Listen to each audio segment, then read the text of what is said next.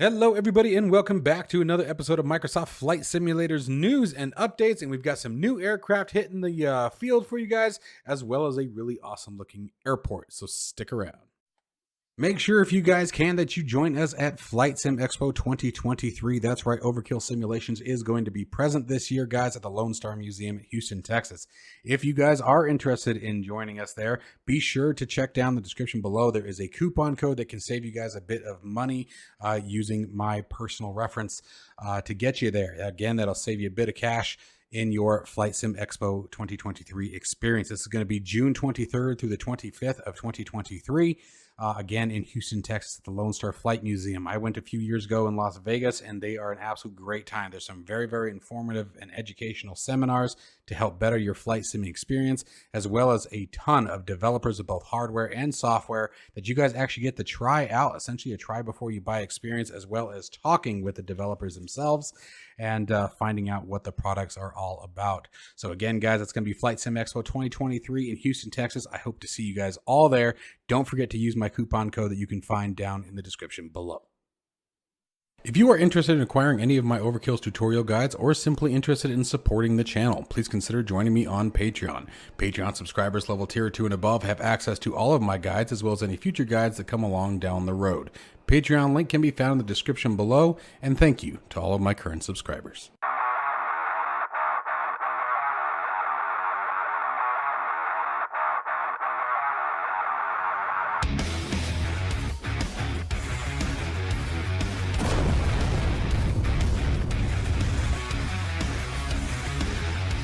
All right, you guys. So this one comes from Coxbur, who came out of left field with what was initially an April Fool's joke and turned out to actually be an aircraft that is currently being produced by Coxbur.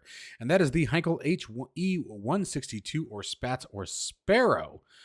The aircraft was seen at the very tail end of World War II. It was an all-wooden aircraft, as many of the aircraft in new development towards the end of World War II for Germany were almost all wooden. That was because by that time, supply lines had been cut off, and metal was becoming very, very hard to come by. The German industrial machine was really starting to take its toll. The aircraft, unfortunately, was not what you would call something that was popular among the pilots, as she was definitely a widowmaker. There was a ton of accidents early on with the aircraft, but nevertheless, for flight simulation purposes, it's absolutely going to be a very neat piece of history to have access to once the aircraft has reach the market. We don't have any kind of release information as of yet or any kind of time frame as to when we should see the aircraft hit the marketplace or various purchase locations. But the fact that the aircraft is in development is actually going to be a pretty interesting specimen, I should say. I guess what I'm hoping for is it's really going to depend on, A, what the flight model looks like, and then how accurate is that flight model can it be, given the fact that how do you get a hold of that kind of documentation, right? But the aircraft itself is very, very unique. I mean, just look at the overall shape and construction of this aircraft. Like, it is, I wouldn't want to walk in and sit in the cockpit in real life. I can tell you that much right now. But I did want to make sure I shared it with you guys because I thought it was really, really cool. I do like the historical aspect of a lot of the aircraft that have hit Microsoft Flight Simulator, even though many may not reach that full high fidelity, if you will. I'm not going to say the word, study level.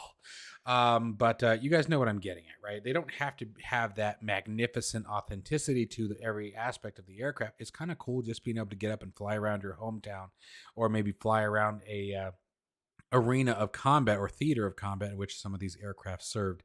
It does kind of take you back a little bit here and there, so I do enjoy seeing aircraft like this, and this one's going to be significantly different in I think to any other jet aircraft that we've seen in the simulator thus far. So let's see what happens. All right, make sure if you guys haven't already that you head over to the marketplace and download World Update 13. World Update 13 really jumps around quite a bit, but adds many details to the very lackluster surrounding areas and islands of the world that are more in remote locations. They've really done a fantastic job with this one. I was actually pretty stoked yesterday flying around a little bit, just sort of poking around different places, everywhere from Polynesia to Melanesia, all the way to the Galapagos Islands, and then even regions of Antarctica, which is a great way to have some fun with the ATR that was just released, you guys. But they've really done a beautiful job, guys. It is really quite extensive, some of the things they've done. The change log in regard to that, I highly recommend you guys take a look at. I'm going to leave a link to the FS Elite article on it because it gives a really nice, easy to follow list of all the different points of interest that you guys may be interested in flying to. But they've really done an absolutely beautiful job with these different locations. I mean, they're just absolutely stellar. And of course, Bora Bora, guys, very, very popular location, very, very gorgeous location. Highly recommend you guys take a trip out there in your favorite amphibious aircraft as shown here. It's just one of those cool, gorgeous places to go and check out. It's actually a lot of fun. I took the Got Friends Astro over there yesterday, just so that way it was much easier to sort of poke around and see what it was all about.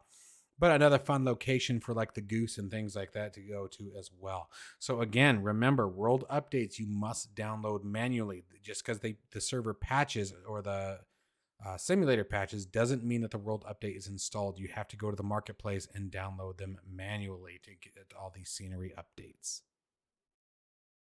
One of my favorite locations to fly into, believe it or not, has always been San Francisco. And Flightbeam has finally announced that they are working on their version of San Francisco. And Flightbeam is actually one of my favorite airport developers. And I just said one of them, didn't say they were the best or anything, but they're definitely one of my favorites.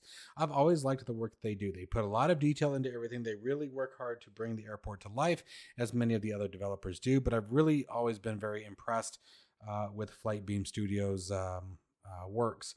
And seeing that San Francisco is going to be updated is very awesome because I'm actually really, really disappointed with the default scenery for San Francisco. And to be quite blunt, in my opinion, I think it's terrible. It's lacking so much. There's so many things that are just wrong with it. But it really took away a lot of the fun in flying to it. So super excited to call this one out. Really glad that they are finally developing one. We don't have any kind of release date as of yet, guys, but as you guys can see by the photos, they're certainly putting a ton of effort into making the airport come back to its expectations that we would want to see in Microsoft Flight Simulator 2020. So again, keep an ear out and an eye out for this one, guys, because they do beautiful work. If you guys haven't purchased any of Flightbeam Studios scenery, highly recommend that you guys check a few of them out because I've always had nothing but a great time with their scenery. So anyway. Okay, and as many of you guys know, the ATR 42600 and 72600 series of aircraft have launched from the Hans Hartmann Expert series. Now, I'm going to give you guys the heads up on this particular aircraft. First off, if you own the deluxe or premium version of Microsoft Flight Simulator, as I do, I picked up this aircraft yesterday for $12.99. It was very, very reasonable. The other thing that I'm going to tell you guys right now, if you're expecting PMDG quality or Phoenix quality, you're not going to get it. Okay, it's not quite to that point. However, the price point, even if you don't have the deluxe or premium version, guys, is very, very awesome at a whopping $19.99. And I'm going to tell you right now that it's absolutely fair for what you get for $19.99. There are plenty of GA aircraft that don't come in at that price point. So it's definitely a fun plane to fly. We're going to be doing a tutorial series here on the channel. I'm also going to be working on a PDF tutorial guide as I have found some real world documentation that is going to make that very, very fun. So using that real world documentation, I'm also going to be able to truly dive in and find out just how quote unquote good or bad the aircraft really does stand in comparison to real world operation.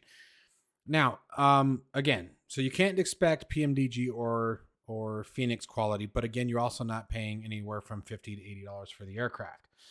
So, keep your expectations in line. Now, with one of the things that many people have been dealing with is an inability to calibrate the throttles. There is a post on the Microsoft forums that I'm going to leave down in the description below if you guys are interested in watching that guide on how to correctly calibrate the throttles so they work with the ATR and your hardware. And then I'll be doing a tutorial video myself on how to get all of that out as well. But we'll be going through the full cold and dark startup procedures as well as weights, balance, cockpit tour, you name it, guys. I have found some very awesome information, at least on the 72-600. The 42 was a bit harder to find and still many gaps that need to be filled with the 42. But I found some really cool stuff for the 72. So be on the lookout for that. If you guys are interested in supporting that process, please consider joining Patreon. That's where the guide will be published once it is created. I have already started it. Made the first couple of pages in the cockpit last night. So it's already getting rolling, and I've already had many users request it. So this should be a lot of fun.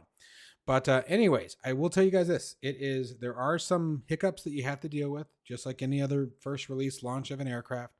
The price point is absolutely fair, in my humble opinion. There is somebody who had compared it to a Captain Sim aircraft, and I'm going to tell you guys right now that was, in my personal opinion, I think that was an incredibly unfair and effed up thing to say. This aircraft is nowhere close to the Captain Sim quality of aircraft. I mean, hell, it has a cockpit. Let's just start with the basics.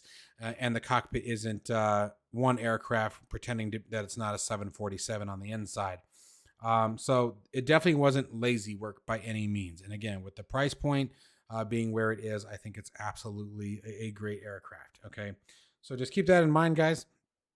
And I hope you guys enjoy the ATR. I'm certainly having a lot of fun with it so far. And the cool thing about the ATR is a lot of really neat places you can go with it, with it being a larger aircraft that you can't take many others. A Tupelof 154M is being developed by a Reddit user who has shared some initial screenshots only showing the exterior of the aircraft, but it is showing that it is being developed. This was a Russian airliner that just recently retired back in 2019. Or I wouldn't say retired, stopped production. Now, before anybody gets into it, I want to make sure that everyone understands very, very clearly on something before these comments start happening. If anyone has any comments about anti-Russia comments in regard to the events that are happening in Ukraine, please remember that the people of Russia or this particular developer is not someone who started the war in Ukraine. And any comments that I see addressing that, I will be removing. I just want to make sure that's very, very clear to everybody. Do not hold the people responsible for the actions of somebody else. Okay? Let's make sure that we remember that they're no more in control of what the government does than we are at this point. Okay? Anyway, just wanted to make sure that that doesn't happen, because I think this is a really cool looking aircraft, tri-jet or tri-engine pusher. And then with that big beefy landing gear, it's going to be very interesting to fly. The only thing that I've never liked about Russian aircraft, and I hope this one doesn't have it, I don't know, I've never seen the cockpit, is that teal blue green paint that they use in all the Russian aircraft. Even the AN-225 had it. And I don't know what it is about that color, but I just hate it. You see it in the Russian MiGs in DCS World, and even the Russian Hind that we have in DCS World. And they're fun aircraft to fly. It's just one of those, like, I hate the color. It's like kind of like, do you really want that car? I mean, look at the color. Yeah, I'm being that guy. I don't know what you want from me. But anyway, no information as release date or anything like that as of yet. But it is kind of cool seeing something completely different coming to the simulator. A developer really taking the reins here and shooting for, quote unquote, a study level version of the Tupelof 154 mic. So let's hope that all goes well with this. We've seen many of these projects start and never make it quite to the end, and I hope that doesn't happen here, because I think it would be a pretty awesome addition to see in Microsoft Flight Simulator. So anyways, guys, that is going to wrap us up for today's version of news and updates. I hope you guys have found this information fun and exciting as I have. As always, guys, stay safe and healthy. Be kind in the comments. I'll see you in the next one.